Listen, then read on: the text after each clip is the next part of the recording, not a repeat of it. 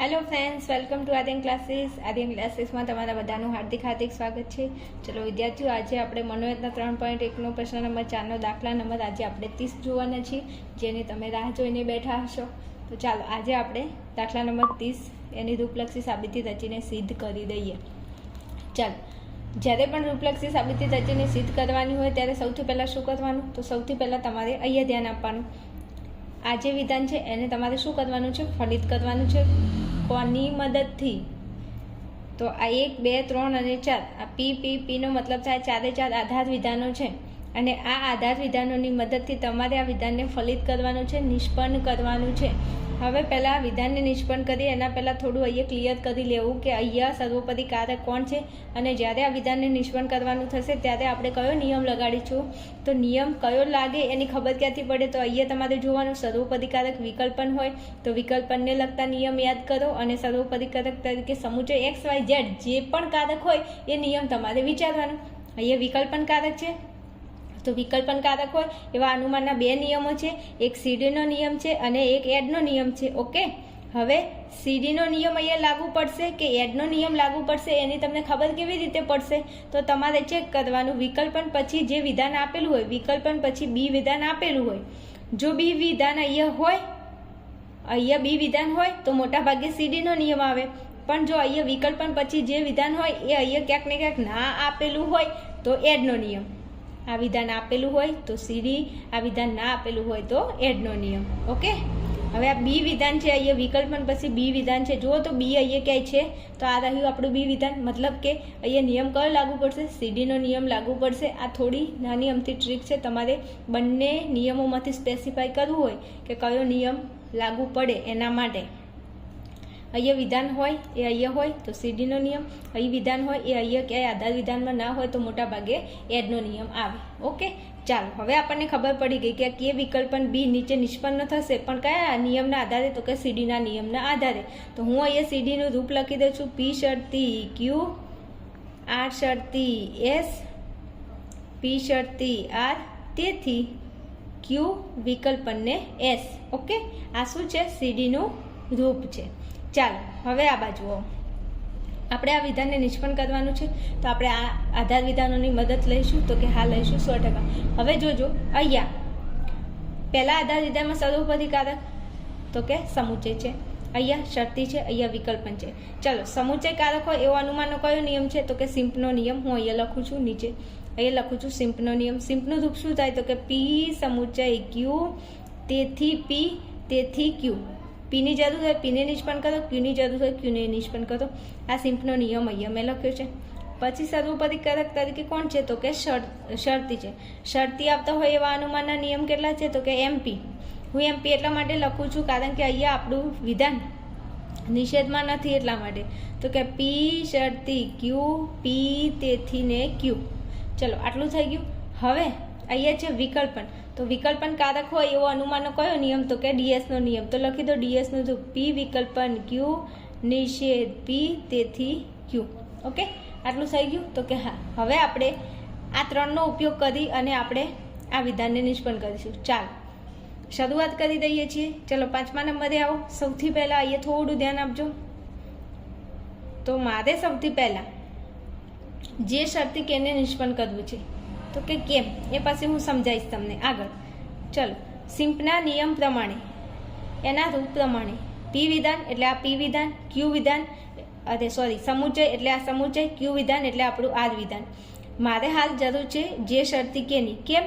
તો જે શરતી કે હું એટલા માટે નિષ્પન્ન કરું છું કારણ કે જુઓ, સીડીના નિયમ પ્રમાણે ઉપર 2 શરતી આવે છે અને પછી નીચે વિકલ્પન. અહીંયા વિકલ્પન આવે.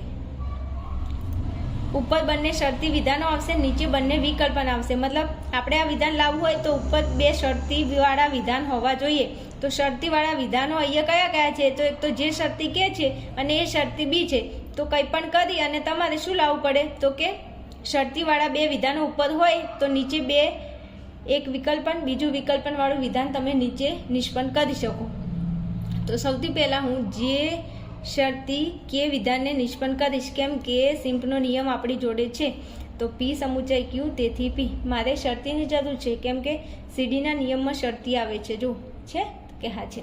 તો મેં જે શરતી કે એને નિષ્પન્ન કર્યું, પણ કયા આધાર વિધાન? તો કે 1 નંબર લખો 1 નંબર, નિયમ સિમ્પનો લખો સિમ્પ.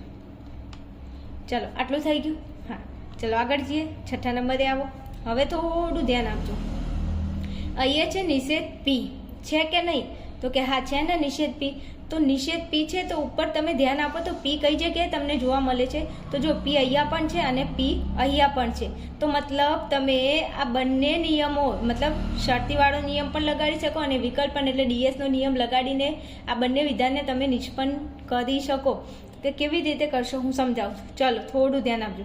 ચલો અહીંયા પી છે, નિષેધ પી છે. નિષેધ પી ઉપર કઈ જગ્યાએ છે ચેક કરો તો કે આ રહ્યો નિષેધ પી.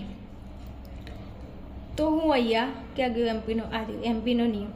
એમપીના નિયમ પ્રમાણે થોડું જોજો આનું રૂપ. પહેલાં પી વિધાન છે તો આપણું પી વિધાન, અહીંયા શરતી છે તો આ શરતી, ક્યુ વિધાન એટલે આ આખે આખું આપણું ક્યુ વિધાન, પછી નીચે પી વિધાન હોવું જોઈએ. તો પી વિધાનમાં આપણું વિધાન કયું છે? નિષેધ પી. તો જો અહીંયા આ રહ્યું નિષેધ પી. નિષેધ પી હોય તો તમે ક્યુ વિધાનને નિષ્પન્ન કરી શકો. તો આ આપણું ક્યુ વિધાન છે તો હું એને નીચે નિષ્પન્ન કરી શકું? તો કે હા કરી શકો. તો અહીંયા લખો એ શરતી બી. એ શરતી બી તમે ક્યાંથી નિષ્પન્ન કર્યું? લખો 2 નંબર, તો કે આ 2 નંબર, 4 નંબર, તો અહીં લખો આ 4 નંબર અને નિયમ એમપીનો તો લખી દો એમપી. ચાલો આટલું થઈ ગયું. હવે 7 નંબરે આવો. એ શરતી બી જે શરતી કે, મતલબ જો સીડીનો નિયમ પી શરતી ક્યુ 8 શરતી શરતી 2 આવી ગયા, શરતી 2 આવી ગયા. હવે ત્રીજા નંબરે કોણ છે? વિકલ્પન છે. તો વિકલ્પન વાળું ઉપર તમે જુઓ તો આ રહ્યું આપણું વિકલ્પન વાળું વિધાન. જો એને નીચે નિષ્પન્ન કરી દો તો પછી આ વિધાન આપણું નીચે નિષ્પન્ન થઈ જાય કે નહીં? તો કે થાય. તો જુઓ અહીંયા ફરી પાછું આ નિષેધ પી છે તો કે હા. હવે નિષેધ પી ઉપર પી વિધાન છે. જો અહીંયા જો હું ડીએસનો નિયમ લગાડું, અહીંયા ડીએસનું રૂપ અહીંયા ફિટ કરું તો હું જે વિકલ્પન એને નીચે નિષ્પન્ન કરી શકું. મારે આ વિધાનની જરૂર છે, આ બંનેની જરૂર હતી. તો શરતીવાળા 2 વિધાન આવી ગયા. હવે ત્રીજા નંબરમાં વિકલ્પનવાળું વિધાન છે. તો વિકલ્પનવાળું વિધાન આ રહ્યું, એની આગળ સર્વોપરીકારક કોણ છે? વિકલ્પન. તો વિકલ્પન સર્વોપરીકારક હોય એવો ડીએસનો નિયમ આપણી જોડે અહીંયા છે. તો જો અહીંયા પી વિધાન એટલે આપણું આ પી વિધાન, વિકલ્પન એટલે આપણું આ વિકલ્પન, ક્યુ વિધાન એટલે આપણું આ ક્યુ વિધાન. પછી પીનો નિષેધ, પી વિધાનનો નિષેધ હોવો જોઈએ. પી વિધાનમાં કયું વિધાન છે? તો કે પી વિધાનમાં પી વિધાન જ છે. તો પી વિધાનનો નિષેધ, તો આ રહ્યો પી વિધાનનો નિષેધ. તો તમે ક્યુ વિધાનને નીચે નિષ્પન્ન કરી શકો. તો આ આપણું ક્યુ વિધાનને હું નીચે નિષ્પન્ન કરું તો કે હા કરો. તો ક્યુ વિધાનમાં કોણ છે? જે વિકલ્પન એ. તો લખી દો જે વિકલ્પન એ. હવે તમે આ જે વિકલ્પન એને ક્યાંથી લાવ્યા? તો કે 3 નંબર. તો લખો અહીંયા 3 નંબર, અહીંયા છે 4 નંબર, લખો 4 નંબર. નિયમ ડીએસનો તો લખી દો ડીએસ. ચલો આટલું થઈ ગયું. ચલો 8 નંબરે આવો. હવે 8 નંબરની અંદર શું કરીશું? તો કે હજુ આપણું કે વિકલ્પન બી લાવવાનું છે, જે હજુ આપણે અહીંયા નિષ્પન્ન કર્યું નથી. તો હવે આપણે કે વિકલ્પન બી લાવશું તો કે 100% લાવશું. ચાલો થોડું ધ્યાન આપજો. આ રૂપ પ્રમાણે આપણે કે વિકલ્પન બીને શું કરવાનું છે? તો કે નિષ્પન્ન કરવાનું છે. ચલો જોજો, કે વિકલ્પન બી એ વિધાન કઈ જગ્યાએ આવે છે? તો કે ફલિત વિધાન છે. તો આ સીડીનું રૂપ છે. સીડીના રૂપમાં ફલિત વિધાન ક્યાં હોય? તો કે છેલ્લે જ હોય. તો ક્યુ વિકલ્પન એસ, આ ક્યુ વિકલ્પન એસ એ ફલિત વિધાન છે. તો હું આને ફલિત વિધાન ગણી શકું. તો હું અહીંયા લખી શકું કે વિકલ્પન બી. જોજો ક્યુની જગ્યાએ કયું વિધાન છે? કે વિધાન. વિકલ્પન એટલે આ વિકલ્પન, એસની જગ્યાએ બી વિધાન છે. તો જે જગ્યાએ ક્યુ હોય ત્યાં તમે કે મૂકી દો, જે જગ્યાએ એસ હોય ત્યાં તમે બી મૂકી દો. તો જુઓ ક્યુ કઈ જગ્યાએ છે? તો આ રહ્યું ક્યુ. એસ કઈ જગ્યાએ છે? આ રહ્યું એસ. તો જે જગ્યાએ ક્યુ હોય, આ ક્યુ છે, ક્યુ અહીંયા છે. તો ક્યુની જગ્યાએ તમે આ કે છે તો લખો અહીંયા કે. તો હું અહીંયા લખું છું કે. લખ્યું? હા. હવે જુઓ આ ક્યુની જગ્યાએ આપણે કે લખ્યું. હવે ક્યુની આગળ કોણ છે? શરતી છે, લખો શરતી. હવે અહીંયા આ પી વિધાન છે, પણ પી વિધાનની મને ખબર નથી. તો કંઈ વાંધો નહીં, ખાલી જગ્યા રાખો. ઓકે ચાલો. હવે એસ છે, અહીંયા એસની જગ્યાએ કયું વિધાન છે? બી વિધાન. તો જે જગ્યાએ એસ આવતો હોય, ક્યાં છે એસ? આ રહ્યું. એસની જગ્યાએ બી મૂકો. તો એસની જગ્યાએ હું બી મૂકું. પછી જો એસની આગળ કોણ છે? તો કે શરતી છે, લખો શરતી. લખ્યું? હવે આ વિધાન મને ખબર નથી તો રાખો ખાલી જગ્યા. ઓકે. હવે તમે દાખલાની અંદર ચેક કરો, જે જગ્યાએ કે અને આગળ શરતી હોય અને કઈ જગ્યાએ બી અને આગળ શરતી છે. તો જો અહીંયા 5મા નંબરમાં આવો દેખાય છે કે છે એની આગળ શરતી છે, પછી અહીંયા બી છે એની આગળ શરતી, તો જો આ રહી બી ને એની આગળ શરતી. આવી ગયું આપણું વિધાન. કેની આગળ શરતી પછી કયું વિધાન છે? જે વિધાન, તો અહીંયા લખી દો જે વિધાન. બીજું આ જે શરતી કે કઈ જગ્યાએ છે? 5 નંબર, અહીંયા લખો 5 નંબર. બી શરતી આગળ વિધાન, તો બી શરતી આગળ કયું વિધાન છે? એ વિધાન, તો અહીંયા લખી દો એ વિધાન. કયો નંબર છે? 6થો નંબર, લખો 6 નંબર અહીંયા. હવે આ પી વિકલ્પન આર મને ખબર નથી, પણ કંઈ વાંધો નહીં, આ પી આવી ગયો, આ આર આવી ગયો, તો હવે પી વિકલ્પન આર લખી દે. પીની જગ્યાએ કોણ છે? જે છે, તો લખો જે.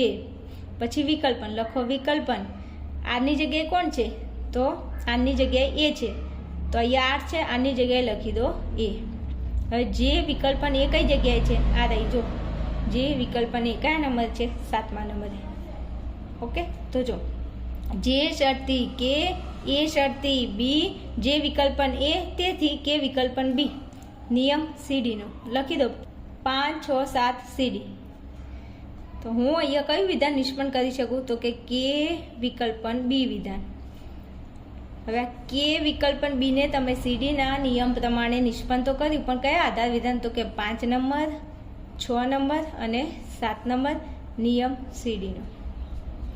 હાશ, માંડ જવાબ લાવ્યો. એમાં સીડીનો નિયમ હોય ને એટલે સીડી ચડતા ચડતા તો થાક લાગી જાય, શ્વાસ ચડી જાય, પરસેવો થઈ જવાય છે. કંઈ વાંધો નહીં, સીડીનો નિયમ એક જ એવો છે, બાકી કોઈ પ્રોબ્લેમ નથી. ચાલો હવે 8 નંબર, એમાં કે વિકલ્પન બી. અહીંયા જે વિધાન છે એવું વિધાન અહીંયા નિષ્પન્ન થઈ જાય તો તમારો દાખલો સાચો.